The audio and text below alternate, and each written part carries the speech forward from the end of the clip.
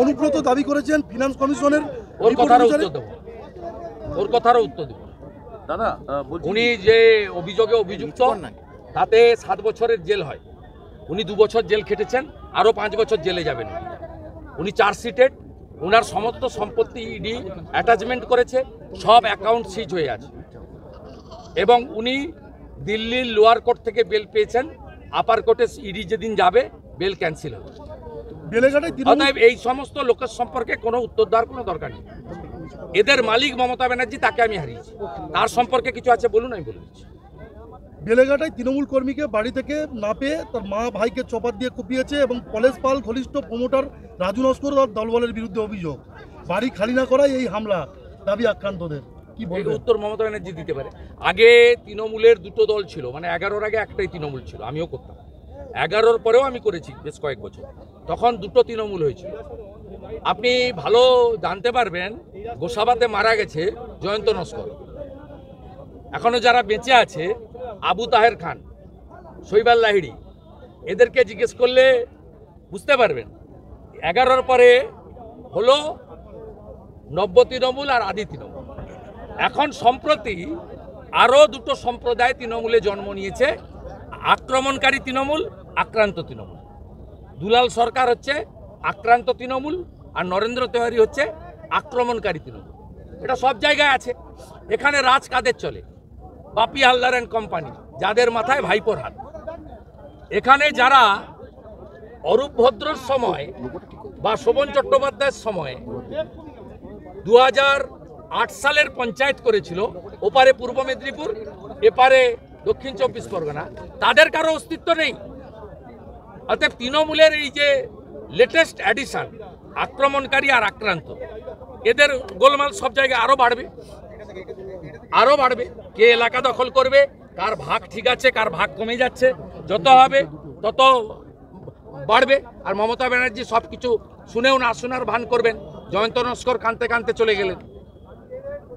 নৈহাটিতে যে তৃণমূল কর্মী যে খুন ছিল,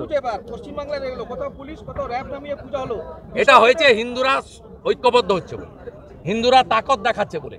আজকেও পশ্চিমবাংলার বিভিন্ন স্কুলে যেখানে পুজো হয়নি, সেখানে অভিভাবকরা মূলত হিন্দুরা, তারা গিয়ে প্রতিবাদ করছে। এই সাহসটা যে হিন্দুদের সঞ্চারিত হয়েছে, এটা খুব ভালো লক্ষণ, শুভ লক্ষণ। এই হিন্দু একতা এবং হিন্দু বোধ যদি আসে, তাহলে কিন্তু পুলিশের ভয়ে, মিথ্যা মামলার ভয়ে, তারপরে 500-1000 কেনা বাচ্চা, এগুলো সব বন্ধ হয়ে যাবে এবং পশ্চিমবাংলায় আগামী দিনে একটা হিন্দু সরকার তৈরি হবে, যে সরকার উত্তরপ্রদেশের মতো সুশাসন এবং সুরক্ষা, গুজরাটের মতো শিল্প এবং কর্মসংস্থান দেবে। রাজ্যে ছেয়ে গেছে একেবারে জাল ওষুধ। কিউআর কোড স্ক্যান করলে দেখা যাচ্ছে যে সেখানে 300টা ওষুধ যেগুলো কেনা হচ্ছে, এর সঙ্গে তৃণমূল যুক্ত। বিশ্ব বাণিজ্য সম্মেলন শুরু হচ্ছে, কি বলবেন? এটা প্রত্যেক বছর একটা বাৎসরিক উৎসব হয়, একটা কোম্পানিকে কিছু টাকা পাইয়ে দেওয়ার জন্য। একটা কোম্পানিকে কিছু টাকা, প্রায় 50 কোটি টাকা সরকারের খরচ করে পাইয়ে দেওয়ার জন্য। আপনাকে বলি, এই যে বিদেশে গেছিলেন মুখ্যমন্ত্রী, সেখানে সৌরভ গাঙ্গুলির শালবনির কারখানা কোথায় কি আছে বলুন তো? এখনো পর্যন্ত যে কটা বিজিবিএস হয়েছে, তাতে 14-15 লক্ষ কোটি টাকার এগ্রিমেন্ট হয়েছে, 14-15 টাকা ইনভেস্টমেন্ট হয়েছে। দেখতে পাচ্ছেন কোথাও? উল্টো দিকে 2021 সালের পরে ডাবরের কারখানা পালিয়েছে, কেশরাম রেওন বন্ধ হয়েছে, Naihati jute mill, Bhadreswar jute mill, ডানকুনির বিস্কুট তৈরির কারখানা সব বন্ধ হয়েছে। এটা মমতা ব্যানার্জির একটা নিজস্ব লোক আছে, সংগঠন, একটা ক্লোজ লোক আছে, তাকে এই ইভেন্ট ম্যানেজমেন্ট দিয়ে দেওয়া হয় উইদাউট টেন্ডার। 50 কোটি টাকা বরাদ্দ হয় এই টাকা ঝাড়ার জন্য, এটা করা হচ্ছে।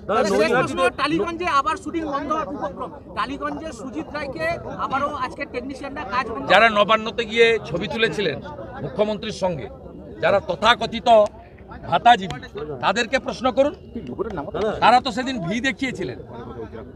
আমাদের সাংস্কৃতিক জগতের কিছু রেসপেক্টেড পার্সন, তারা মুখ্যমন্ত্রীর কাছে গিয়ে বিগলিত চিত্তে নবান্নতে গিয়ে ভি দেখিয়ে বলেছিলেন, এই না হলে মুখ্যমন্ত্রী, ডাকিলেন আর মিটাইলেন।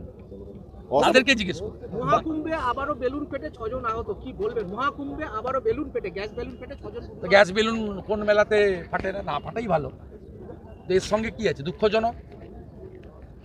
নিশ্চিতভাবে প্রশাসন দেখছে, এত বড় মেলা, কোটি কোটি লোকের ব্যাপার, এত বিরাট এলাকা জুড়ে একটা জেলার মতো ওখানে মেলা হচ্ছে, এগুলো না হলেই ভালো। সতর্কতামূলক যথেষ্ট ব্যবস্থা আছে, নিচ্ছেন। ওখানে লাইফ ইন্স্যুরেন্সও করা আছে প্রত্যেকের যেখানে যান। আর এই ধরনের অ্যাক্সিডেন্ট অনেক জায়গায় ঘটে, কিন্তু না ঘটলেই ভালো। মৃত্যু বা জখমও কেউ চায় না, এটা কেউ ইচ্ছা করে করে না, না হলেই ভালো। কিন্তু যে ধরনের পরিকল্পনা বা এখান পশ্চিমবঙ্গ থেকে যেভাবে লক্ষ লক্ষ মানুষ গিয়ে ফিরে এসে বলছেন, তারা অত্যন্ত খুশি যে অ্যারেঞ্জমেন্ট সেখানে করেছে। এই এত বিরাট মানে ভক্তমণ্ডলীর মধ্যে এই অ্যারেঞ্জমেন্ট করা সত্যি চ্যালেঞ্জের। সেই চ্যালেঞ্জটা উত্তরপ্রদেশের যশস্বী মুখ্যমন্ত্রী তার পুরো টিম কেন্দ্রীয় সরকারের সাহায্য নিয়ে সাকসেসফুলি এখন অবধি করতে পারছেন। আমরা সকলেই গঙ্গাসাগরের কাছেই দাঁড়িয়ে আছি, কপিল মুনির কাছেও প্রেয়ার করব, মহাদেবের কাছেও প্রেয়ার করব যে বাকি কটা দিনও যেন সুস্থভাবে হয়, আর যেন কোনো ইনসিডেন্ট না ঘটে। কুম্ভতে যারা মারা কে গেছে, অভিযোগ করছে? যারা এসে এখানে তারা সব ডেথ সার্টিফিকেট পেয়ে যাবে, আমাদের সঙ্গে যোগাযোগ করুন, আমরা করি। বিষ্ণুপুর দাদা, ও সব ওখানকার হেল্পলাইনের সঙ্গে যোগাযোগ আছে। আপনারা এইসব তৃণমূলের অভিযোগগুলো করেন। তৃণমূলের এক মন্ত্রী অরূপ বিশ্বাস তো একজনের বাড়িতে চলে গেছিল কন্ডোলেন্স জানাতে, সে পরের দিন ফিরে এসেছে। তৃণমূলের নেত্রীর যা অবস্থা, এর নেতাদের অবস্থা তাই। এরা কেউ চোখ দিয়ে দেখে না, সব কান দিয়ে দেখে। জেলাতে এত